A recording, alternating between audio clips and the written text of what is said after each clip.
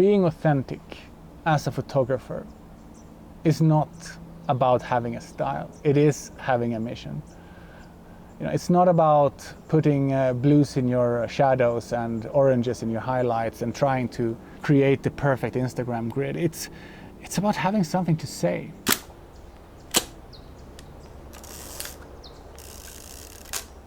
All right, guys and gals, we're back. Another unscripted video with yours truly. I'm Jonas, I'm a professional photographer, and today kind of marks my personal planning and preparation for my upcoming expedition to Svalbard, which is really exciting. And it's not actually even one expedition to Svalbard, it's two. I'm heading there in April with a group of fantastic workshop participants. It's going to be an absolute blast. And then I'm heading back again a month later together with Thomas Heaton and Simon D'Entremont. 2 expeditions to the Arctic. It's dreams come true. It's a place that really sets my Scandinavian blood boiling. It's so exciting, it's so raw, it's so unique, it's so wild. It's one of the final frontiers we have left on the planet. This video is about a coffee, a notebook, and a pen. And for me, the title is kind of about preparing your mind for storytelling, making sure that you get what you want from an expedition. I love notebooks. I love fancy fountain pens, the old school writing. I think there's something so tactile, so analog, so beautiful about writing things down. And that's also the way my chaotic mind works. So this is my home notebook. It's a Galen leather company, a Turkish leather company. It makes these beautiful notebooks. And I have 2 notebooks in it. One is for my mind and one is for my work. The mind is personal stuff. The work is photo projects, expedition ideas, all the stuff I need for work. And here is my travel version and a much smaller pen. This is half a kilo, I don't want to fly with that, but this is beautiful. I still have all my notes with me when I travel, and that's how all my projects starts. I'm going to start with linking to another video I made on my old channel, the scripted channel, because here everything is unscripted, as you can hear me rambling about stuff. In that scripted video, I made the really important point that style doesn't really matter. What really matters for you as a photographer is to have a mission, to understand what your why is. Why do you photograph? I'm reposting that video right now. It's one of the most important videos I have ever made. That said, being authentic as a photographer is not about having a style. It is having a mission.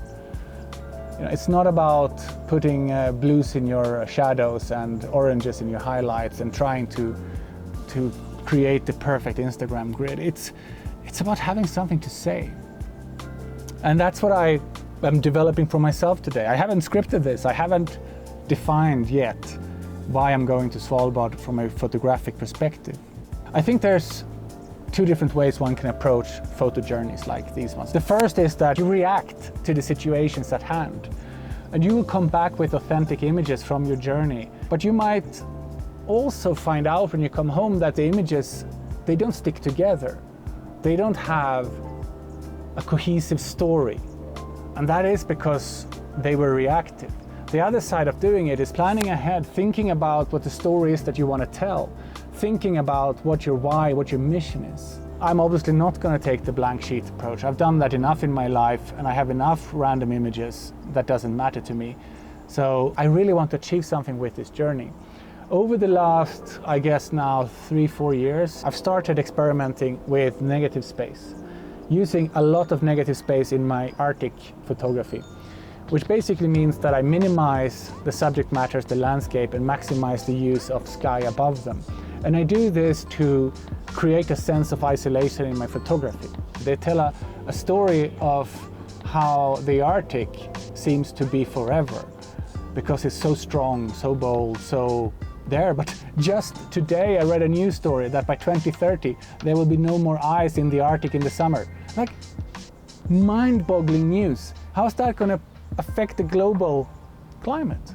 The Arctic works as an air conditioner for the entire freaking planet. The ocean currents of this world, a lot of them will either end up in the Arctic or in the Antarctic, where they get cooled down and then recirculated around the entire freaking planet. And as that happens, it regulates the entire global temperature. And by 2030 we will have no more ice I don't know what it's going to mean, but it terrifies me. Just the idea of it terrifies me. So I want to photograph the permanence of the Arctic in kind of a way that says this is forever, but it's not forever. So it's could use a bad word, it's a mind. Another thing that I want to achieve is several different types of portraits of the polar bears. First of all, I would like to get close-ups, eye level to the polar bears. And I would like to do more environmental portraits of polar bears because, again, their habitat is literally being destroyed right now by the climate crisis. So if there's no more sea ice in the summers in the Arctic by 2030, what's going to happen to the polar bears? The polar bears relies on sea ice because that's where they hunt for seals. If they are forced to be on land, they will in Svalbard have to try to hunt the reindeers. Already now there's a huge sign that the polar bears are trying to attack beluga whales in the sea. I actually saw a beluga whale when I was there last year which had scratch marks from a polar bear on its back. I was shocked. So what are the polar bears going to eat if the seals are no longer in or around Svalbard? The polar bears are severely threatened. So I want to make portraits of them in this, again, the same kind of like forever environment. The Arctic that is forever, but actually is about to disappear. That's the polarization that I want to achieve with these images. And I want them all to be kind of cohesive in the visual language. So a lot of vertical 4x5s with a lot of negative space. I want to shoot a lot of panoramas. I'll be bringing my panorama kit with me to Svalbard as well. For me, panoramic photography, the 3x1, the 2x1 aspect ratio, it gives the world a sense of permanence in my view. That's what I really want to photograph here in the Arctic.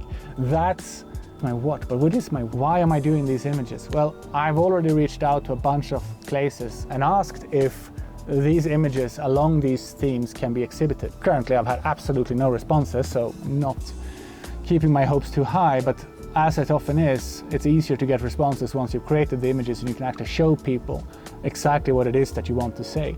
But I really want to really telling the story of this incredible place that is disappearing, that is melting in front of our very eyes. It disturbs me greatly, and it disturbs me that no one cares. I have my what, I have my why, I need to write it down, and I need to write it down so I can bring that page with me to Svalbard. And if I ever have doubts, I can always refer back to my notes. This here is Jonas from the future. Or when you're watching this, it's obviously Jonas from the past. But as I'm putting this into the timeline, it's definitely a future me. This here is my mission. Following this video, I sat down, I wrote down what my mission is going to be. I boiled it down into something very short, something very concrete. Almost like a very small project description.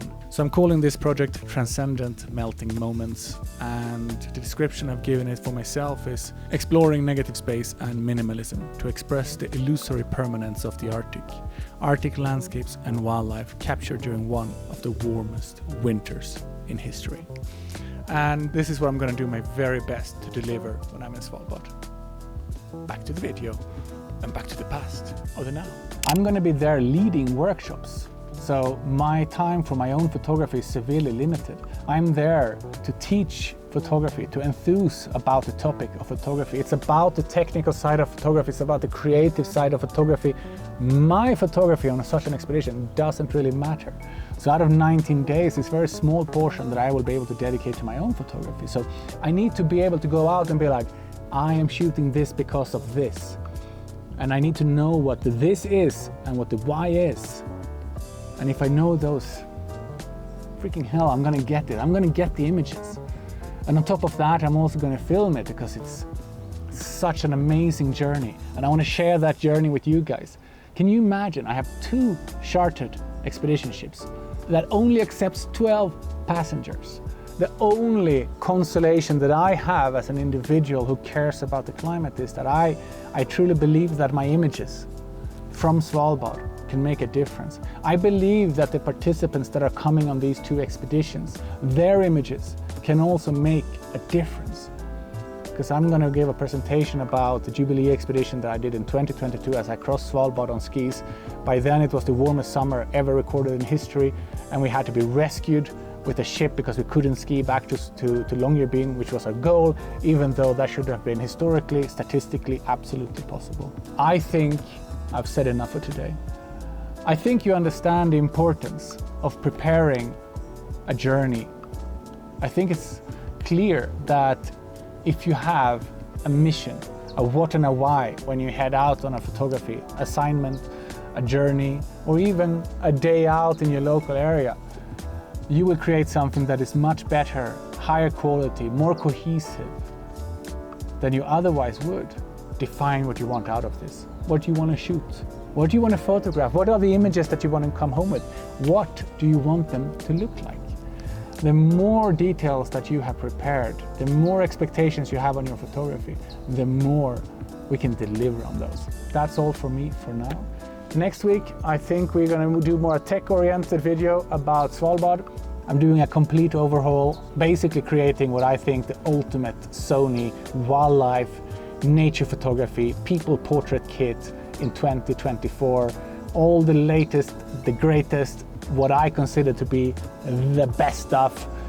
Probably making that video next week, but if I doesn't, I'll make something different.